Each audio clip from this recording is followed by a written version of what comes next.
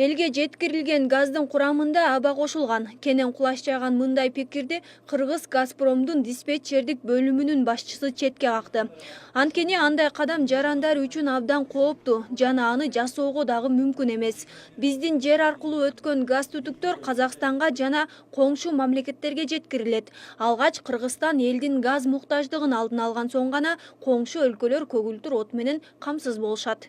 Биз аркылуу бул газопровод Алматыны, жарымы, Жамбыл областынын жарымызын, Талдыкорганды баардыгын биз аркылуу алышат. Биз аларга да өткөзүп берип,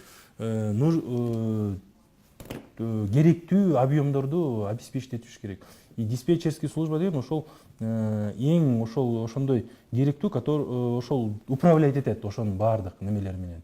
Быйылкы жылы газ маселеси боюнча кыйынчылыктар болбойт, анткени алдын алуу иштери жүргүзүлдү.